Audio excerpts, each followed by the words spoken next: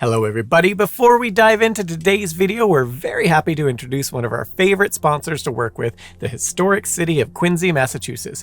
And yes, contrary to popular belief, both the city and the middle name of the United States' sixth president, John Quincy Adams, is supposed to be pronounced Quincy, not Quincy. In any event, ever wondered where the story of America's leadership took root? Quincy is that place. This city is home to the Adams National Historic Park, which preserves the home of Presidents John Adams and John Quincy Adams, two of America's founding fathers. You can explore the birthplaces of these iconic leaders and walk the same halls as they once did, immersing yourself in the beginnings of the United States. But Quincy isn't all about the past. It's a city that beautifully blends history with the present-day adventures and experiences. From the iconic USS Salem to the stunning views of the Blue Hills and the architectural elegance of the Thomas Crane Library and Old City Hall, there's something here for everyone. And let's not forget the Epicurean delight that is Quincy's food scene. With an array of global and local flavors, it's a culinary journey that you can't miss. To discover more about what Quincy has in store for you, check out discoverquincy.com. It's time to step into history and create some unforgettable memories. Now let's get into today's video. In the pantheon of figures that dominated American history around that time the traitors to the British crown cast off their kingly shackles, Thomas Jefferson is perhaps one of the most prominent names remembered today, only equaled by the likes of scientist, philosopher, and statesman Ben Franklin, and Revolutionary General and later First President George Washington. Slightly more forgotten, but arguably one of the most influential men in American history, as we'll get into shortly, was Washington's Vice President John Adams, the man who would narrowly succeed Washington as president after defeating Thomas Jefferson 71-68. For the first time seeing two parties in the US bitterly vying for the presidency, yet a peaceful transition of power nonetheless. In this case, by the rules of the day, Adams became president and Jefferson, having finished second, became vice president, leaving the two electoral enemies to try to work together with predictable results. Doubling down, in the following election, Jefferson and Adams once again were electoral rivals in what has gone down as one of the most vitriolic presidential elections in US history. To give you an idea of the tone, at one point Jefferson funded a pamphlet in which Adams was accused of being hermaphrodite, while Adams supporters accused Jefferson of advocating for incest. Indeed, so heated were matters and so critical for the young nation that when Jefferson ultimately narrowly defeated Adams, but a technicality made it so his running mate Aaron Burr could be made president, rumors abounded of militias taking up arms for another revolution should Burr be selected, and that the other side was planning to assassinate Jefferson. In the end, Jefferson was chosen, and Adams quietly took a carriage from the relatively newly built White House, then called the President's House, back to his home in Quincy, Massachusetts, seemingly snubbing Jefferson by not attending his inauguration.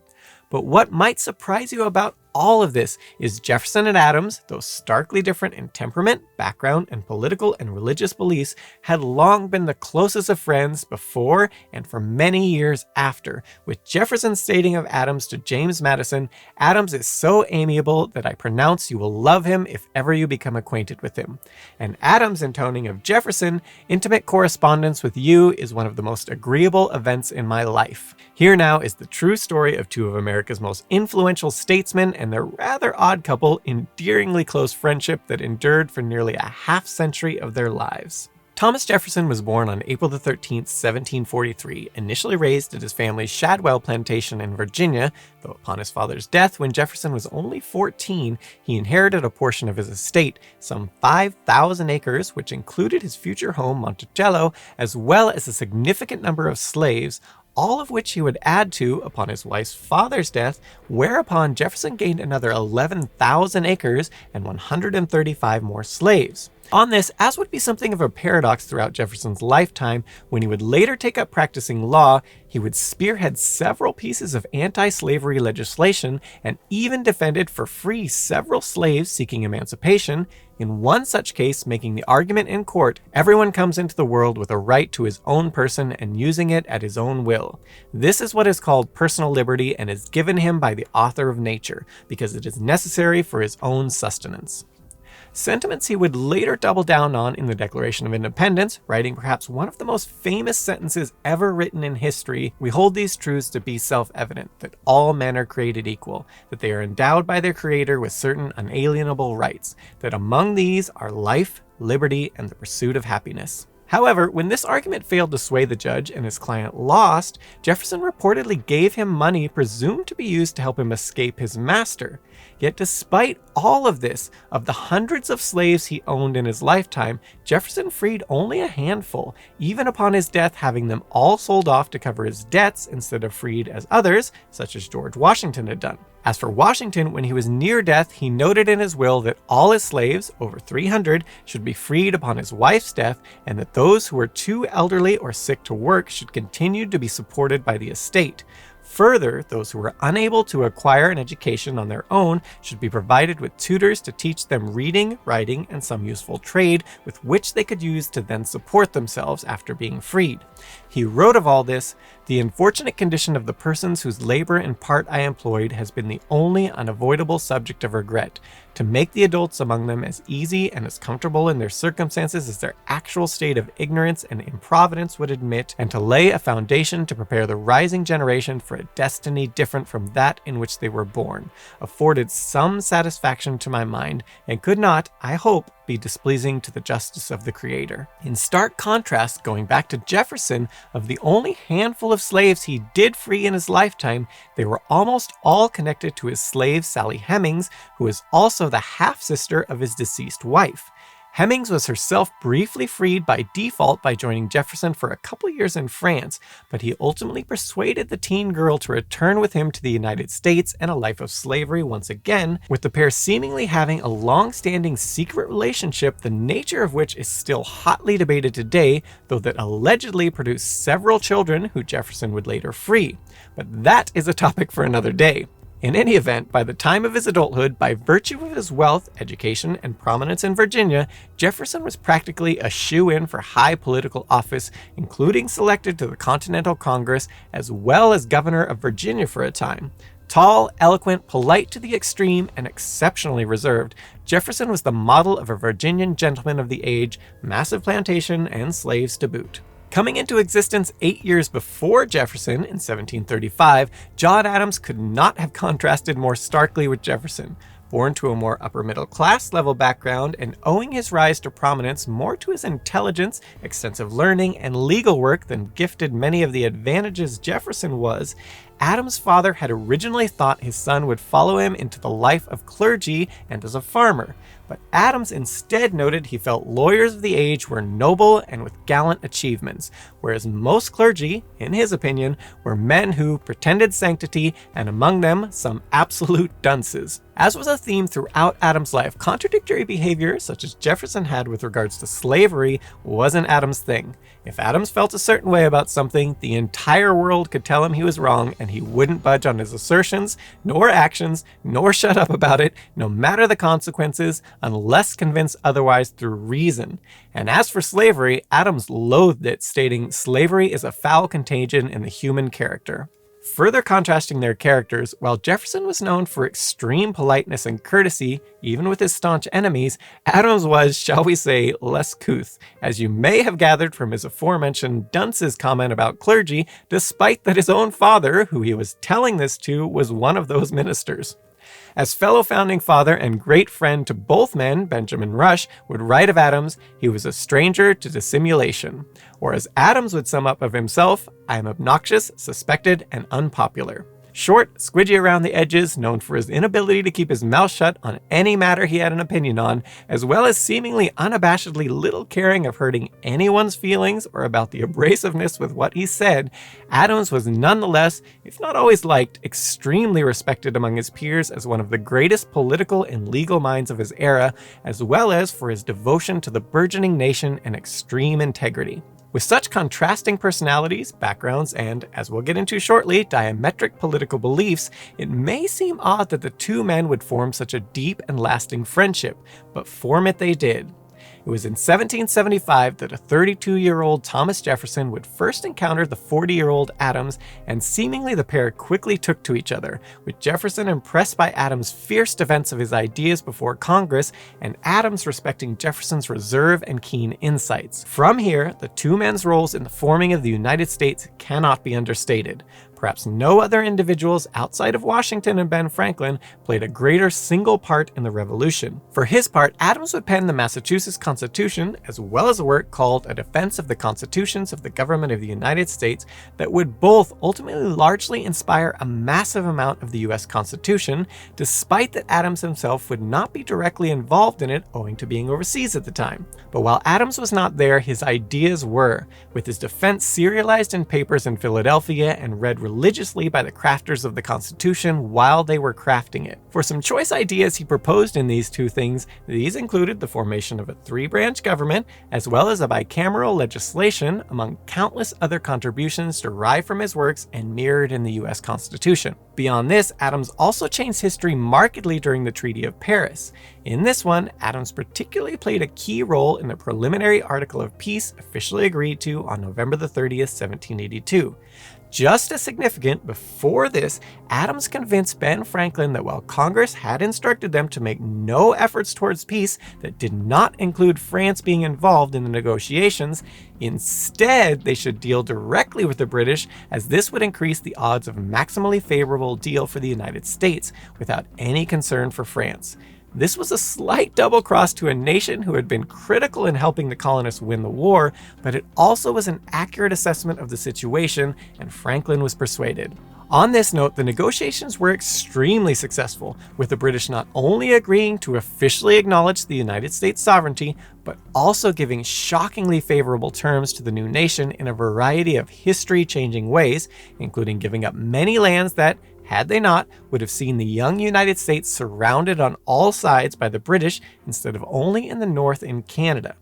While on the surface, some have noted this was an odd move for the British given their still respective might compared to the United States, then British Prime Minister Lord William Petty, Earl of Shelburne, felt that in granting the United States such favorable terms, they also positioned the US to prosper to a great degree, while simultaneously helping to open up very favorable trade with them, which would benefit the British merchants, as well as help supply the British Empire with much needed resources. This would also hopefully foster a decent amount of goodwill towards Britain from the new nation, and potentially help ensure that the relationship between France and the US did not continue to mature unchecked at the expense of Britain.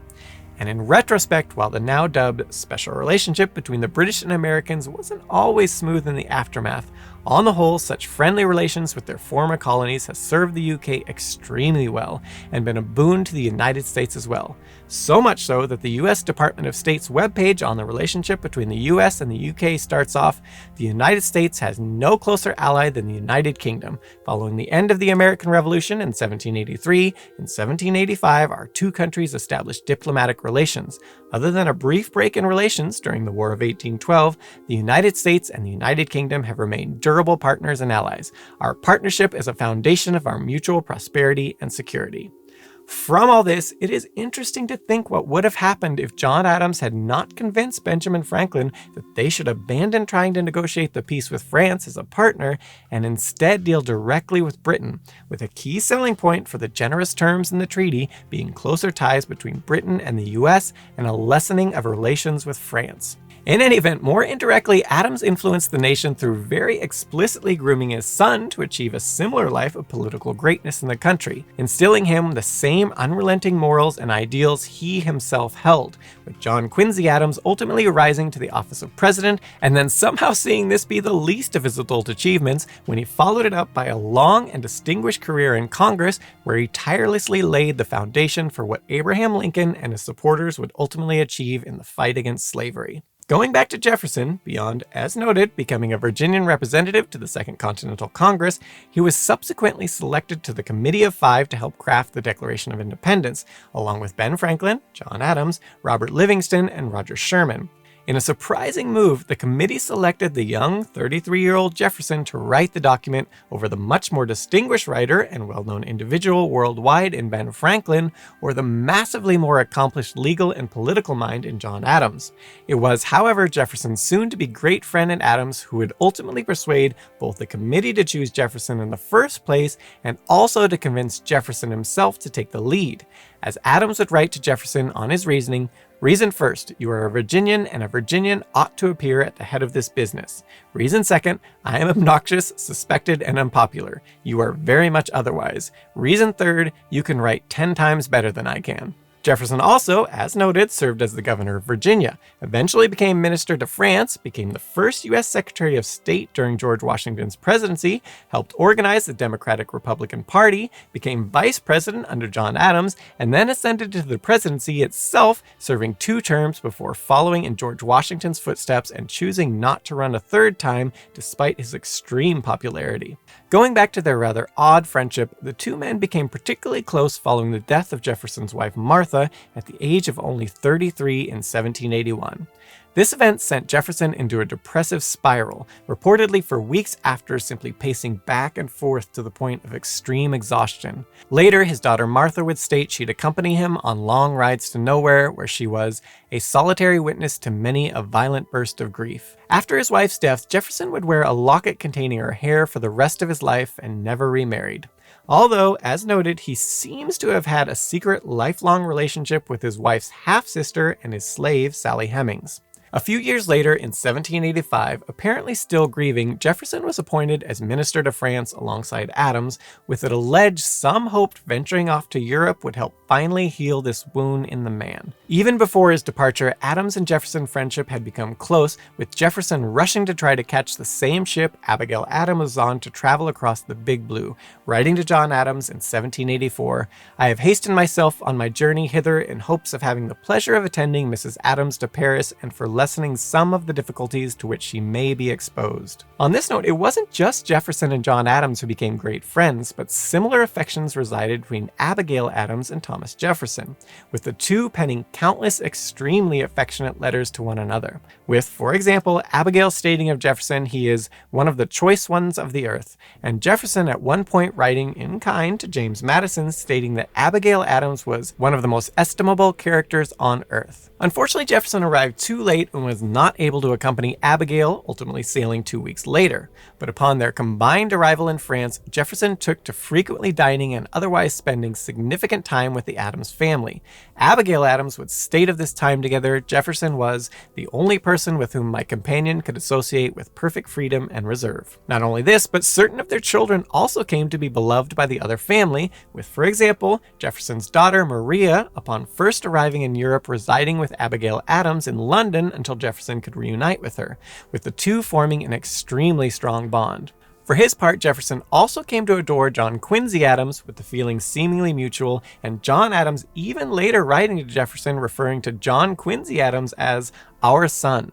By the time of the Adams family departure to Britain upon new appointment there, Jefferson would write to them that "the departure of your family has left me in the dumps. My afternoon hangs heavily upon me." In turn, Abigail Adams would write of the move, "The exchange of climate must be for the worse. I shall regret that and the loss of Mr. Jefferson's society." And later, in a letter to Jefferson, "I will not deny that there may be a little vanity in the hope of being honored with a line from you." To which Jefferson replied, "I am now to return your thanks for your condescension in having taken the first step for settling a correspondence which I so much desired." And later again, "When writing to you, I fancy myself an auteuil and chatter on till the last page of my paper awakes me from my reverie."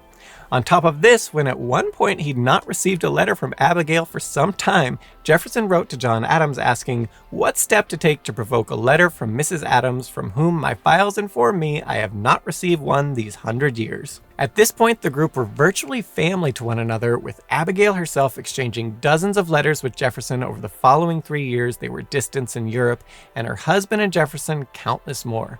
But it would not last, and as is so common in so many families and among the best of friends, politics would turn this family into bitter enemies with seemingly no reconciliation possible, though a chance, shockingly prophetic dream by a mutual friend would ultimately change their fates, as we'll get into in a bit. But for now, upon their respective returns to the United States, the 2 men's troubles with each other started. As for Jefferson, ever the optimist and idealist, he believed humans, properly educated, would gravitate towards self-governing with little in the way of rule over them needed, and the state should be the central power and the decision makers in this, not the federal government. Adams, in contrast, believed a strong central government was necessary to oversee any nation that had any hope of thriving. He further had little faith in humans put in power, exercising this power for the benefit of the masses instead of themselves, and thus felt checks at every level were necessary to rein those individuals in. In contrast, he also felt every bit as much that having those in power have significant power to oversee the states was necessary to ensure prosperity of the nation. In short, Adams believed in the fallibility of man at all levels, and Jefferson believed in the inherent goodness of man to do the right thing in the end, even the elite among society. Thus, Jefferson wanted the weakest possible central government, while Adams wanted a strong one, but where power must never be trusted without a check, and it was all downhill from there. When Adams defeated Jefferson to become the nation's second president, while at this point the affections each one had for each other were still strong, things were becoming strained.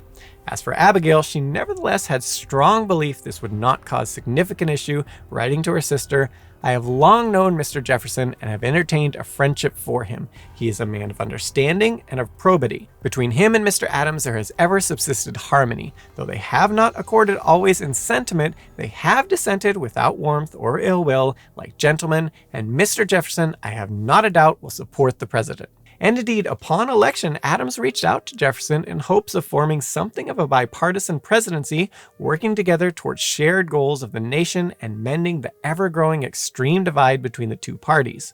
Jefferson, however, could not bring himself to publicly join forces with the most prominent member of the party that opposed his own, despite their friendship, and refused the request to work together in this way. Further, as the presidency progressed, Jefferson would privately attack Adams in certain correspondence, such as with French consul Joseph Latombe. He also sought to undermine Adams' efforts with regards to relations with France by stating he felt Adams would only serve one term, and thus, when dealing with the delegation Adams had sent, the French should listen to them and then drag out the negotiations at length and mollify them by the urbanity of the proceedings.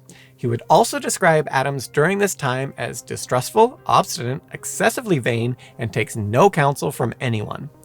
Adams, for his part, likewise became increasingly frustrated by Jefferson, writing he had a mind soured, yet seeking for popularity, and eaten to a honeycomb with ambition, yet weak, confused, uninformed, and ignorant. Adams' presidency ultimately was strongly hampered by a similar attitude he initially tried with Jefferson of hoping for bipartisan collaboration at a time when the two sides in Congress and beyond were bitter rivals.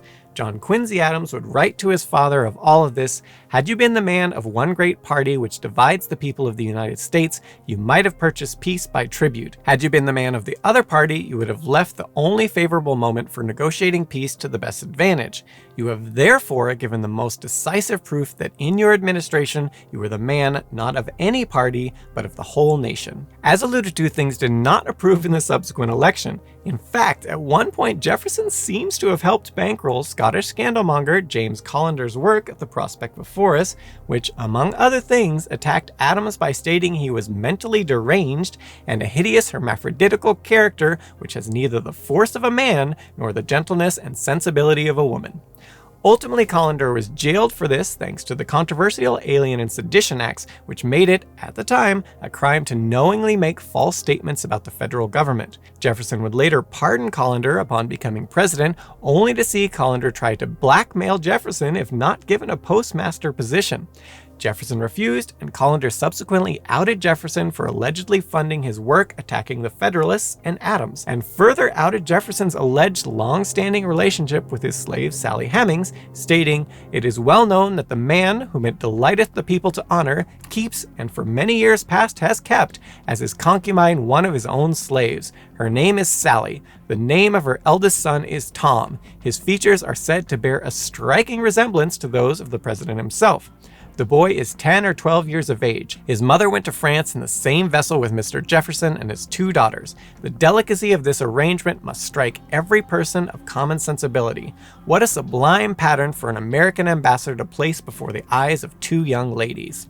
Adams would remark of this in a letter to Joseph Ward in 1810, lamenting the situation and the institution of slavery. Colander and Sally will be remembered as long as Jefferson as blots in his character. The story of the latter is a natural and almost unavoidable consequence of that foul contagion in the human character, Negro slavery. In the West Indies and the Southern states, it has the same effect. A great lady has said she did not believe there was a planter in Virginia who could not reckon among his slaves a number of his children. Going back to Adams in the second presidential run, it should be noted of Adams that he did express at times during the campaign his desire to retire and be done with all the stressors and issues with politics and the presidency. And in fact, he would later tell his son John Quincy Adams upon his own election to the office of president that no man who has ever held the office of president would congratulate a friend on obtaining it. Upon losing his second bid, Adams quietly accepted defeat, withdrawing somewhat from the spotlight immediately after, despite still being president. Although it should be noted, this withdrawal perhaps was also in part because almost at the same time he found out he'd lost the presidential election, he also learned that he had lost something much greater. His son Charles had tragically died at only 30 years old. Ultimately, when his time in office was up, as noted, Adams, for what reasons today aren't fully clear, skipped attending Jefferson's inauguration, with most advocating that his reasons were to snub Jefferson in the transition for power. That said, some have speculated this all may have had less to do with animosity towards Jefferson and more to do with his own inauguration having been overshadowed by George Washington's presence there, and not wanting to do the same to Jefferson. Or the fact that he seemingly was never officially invited to the inauguration, and at the time, there still wasn't a set etiquette about the situation, so he may have simply not felt welcome. And of course, he was still grieving for the relatively recent loss of his son, though some have speculated he simply wanted to get home to his family as soon as his presence in the capital was no longer required. Whatever the case, he reportedly rose at 4 a.m. on March the 4th, 1801, and began his over 400-mile journey home to Quincy. As for his career after, upon suggestion that he return to Europe as a minister for the United States, Adam declined, writing on January the 20th, 1801, "I believe, however, upon the whole, I must be a farmer, John of Stonyfield, and nothing more. I hope nothing less for the rest of my life. The happiest life it will be to me, at least I think so, that I ever led." As for Jefferson, upon taking office, he would do his utmost to publicly downplay the role of president, in stark contrast to George Washington particularly. Again, Jefferson wanted a weak central government and weak presidential office, and he played the part, right down to living a very simple lifestyle as president in many ways, including occasionally wearing old homespun clothes and slippers at presidential dinner parties, and avoiding much of the pomp and circumstance generally afforded such leadership, even skipping out on addressing Congress himself annually, instead simply sending a clerk to read his message, all in the hope of diminishing the role of the president publicly. After these tumultuous years, the two former friends were now seemingly irreconcilable and did not speak to each other again for over a decade outside of one brief neutral paragraph John Adams included in a letter Abigail sent to Jefferson. In this one, after the death of Jefferson's aforementioned daughter Maria in 1804 owing to complications during childbirth, Abigail, who had deep affection for Maria after their time together in France, wrote Jefferson on May the 20th, 1804, "Had you been no other than the private inhabitant of Monticello, I should ere this time have addressed you with that sympathy which a recent event has awakened in my bosom. But reasons of various kinds withheld my pen until the powerful feelings of my heart have burst through the restraint and called upon me to shed the tear of sorrow over the departed remains of your beloved and deserving daughter, an event which I most sincerely mourn. The attachment which I formed for her when you committed her to my care upon her arrival in a foreign land has remained with me to this hour, and the recent account of her death, which I read in a late paper, brought fresh to my remembrance the strong sensibility she discovered, though but a child of 9 years of age, at having been separated from her friends and country, and brought, as she expressed it, to a strange land amongst strangers, the tender scene of her separation from me rose to my recollection, when she clung around my neck and wet my bosom with her tears, saying, 'Oh, now I have learned to love you, why will they tear me from you?' It has been some time since I conceived of any event in this life which could call forth feelings of mutual sympathy But I know how closely entwined around a parent's heart are those cords which bind the filial to parental bosom, and when snapped asunder, how agonizing the pains of separation. I have tasted the bitter cup, and bow with reverence and humility before the great dispenser of it, without whose permission and overruling providence not a sparrow falls to the ground. As for Jefferson, he replied with an olive branch on June the 13th, 1804. The affectionate sentiments which you have had the goodness to express in your letter of May the 20th towards my dear departed daughter have awakened in me sensibilities natural to the occasion, and recalled your kindness to her, which I shall ever remember with gratitude and friendship. I can assure you with truth they had made an indelible impression on her mind, and that, to the last, on our meetings after long separations, whether I had heard lately of you, and how you did, were among the earliest of her inquiries. In giving you this assurance, I perform a sacred duty for her, and at the same time am thankful for the occasion furnished me of expressing my regret that circumstances should have arisen which would seem to draw a line of separation between us. The friendship with which you honored me has ever been valued and fully reciprocated. Had he stopped there, and indeed Abigail would later explicitly state had he stopped there, no animosity between them would have arisen in their exchange. Instead, while he did continue on expressing his extreme affections for John Adams as well, despite their political differences, he then went on to describe to quote, "One act of Mr. Adams's life, and one only, ever gave me a moment's personal displeasure. I did consider his last appointments to office as personally unkind. They were from among my most ardent political enemies, from whom no faithful cooperation could ever be expected, and laid me under the embarrassment of acting through men whose views were to defeat mine, or to encounter the odium of putting others in their places." While he likely intended this to show he had no real strong animosity towards John Adams about anything, and only slightly offended by this one thing, Abigail Adams would not hear a word against her husband, nor stand for the implication that he had done this to slight Jefferson, instead of just what he had felt was best for the country and was his job as president. It was on from there in a rather heated series of letters between the two, laying out the various offenses that Adams and Jefferson had seemed to cause one another during the years they were politically at odds. That said, for his part, Jefferson continually seemed intent upon forging a bridge between them in the discussions and expressing his sincere affections for both of the Adams, despite their differences. But again, Abigail would not take any perceived past slights at her husband lying down, and while her first letter had signed off, her who once took pleasure in subscribing herself your friend, one of her follow-ups would snub this sentiment entirely, simply stating, "Subscribe the name of Abigail Adams." In the end, as before, reconciliation seemed impossible, with the final letter concluding with John Adams' paragraph on the matter, the first time the men had communicated in years. Adams wrote on November the 19th, 1804, "The whole of this correspondence was begun and conducted without my knowledge or suspicion. Last evening and this morning, at the desire of Mrs. Adams, I read the whole. I have no remarks to make upon it at this time and in this place." Silence for 8 years this time followed. But this was not the end. In 1809, with both men now having left their political careers behind, the aforementioned mutual friend and founding father, Benjamin Rush, decided enough was enough. Starting that year, Rush began intimating to each man that the other still held affection for the other, and that they should take up a correspondence again. With Rush writing Adams on October the 17th of that year about a dream where Jefferson and Adams had renewed their friendship, and that the byproduct of this was years of letters where many precious aphorisms, the results of observation, experience, and profound reflection, it is said, are contained. It is to be hoped the world will be favored with a sight of them when they can neither injure nor displease any persons or families whose ancestors' follies or crimes were mentioned in them. He also, just as prophetically, as we'll get into in a bit, predicted in the dream, these gentlemen sunk into the grave nearly at the same time, full of years and rich in the gratitude and praises of their country. Making little headway with either man over the next 2 years, things finally changed thanks to a chance encounter as described by Jefferson himself in a letter to Rush asking Rush to persuade Adams to write to him. In the letter, dated December the 5th, 1811, Jefferson wrote, "Two of Mr. Cole's, my neighbors and friends, brothers to the one who lived with me as secretary at Washington, took a tour to the northward during the last summer. In Boston, they fell into company with Mr. Adams, and by his invitation passed a day with him at Braintree. He spoke out to them everything which came uppermost. Among many other topics, he adverted to the unprincipled licentiousness of press against myself, adding, I always loved Jefferson and still love him. This is enough for me. I only needed this knowledge to revive towards him all the affections of the most cordial moment of our lives. Changing a single word only in Dr. Franklin's character of him, I knew him to be always an honest man, often a great one, but sometimes incorrect and precipitate in his judgments.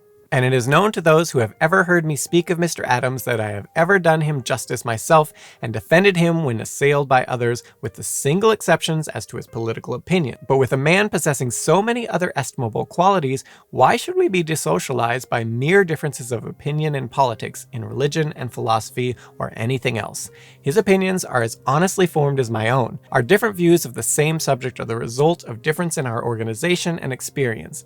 I never withdrew from society of any man on this account, although many have done it for me, much less should I do it from one with whom I had gone through, with hand and heart, so many trying scenes. Rush then passed on Jefferson's sentiment to Adams, and Adams finally relented, writing to Jefferson on New Year's Day 1812 a rather short and simple letter compared to all their other correspondence, a mere 3 paragraphs. The first paragraph mentioning sending him a simple gift of works written by John Quincy Adams, who in his youth, as noted, for a time was like a son to Jefferson. In the next paragraph, Adams briefly spoke of his family and their health, and finally, an olive branch of his own. I wish you, sir, many happy New Years, and that you may enter the next and many succeeding years with as animating prospects for the public as those at present before us. I am, sir, with a long and sincere esteem, your friend and servant, John Adams. Jefferson would reply on January the 21st, a much lengthier correspondence and full of less formal affection, writing in part, I find myself much the happier. Sometimes indeed I look back to former occurrences in remembrance of our old friends and fellow laborers who have fallen before us. Of the signers of the Declaration of Independence, I see now living not more than a half a dozen on your side of the Potomac, and on this side myself alone.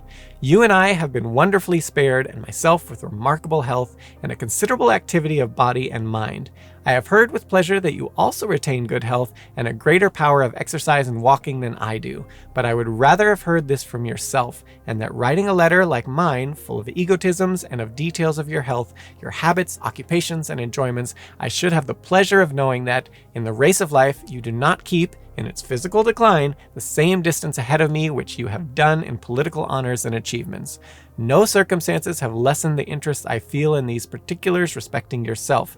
None have suspended for one moment my sincere esteem for you, and I now salute you with unchanged affections and respect. Thomas Jefferson. Over the course of the next 14 years, the two men would exchange over 150 lengthy letters that have since become a treasure trove of insight into both 2 of the most prominent men of the Revolution, as well as events that transpired around them and their deepest thoughts on all of it.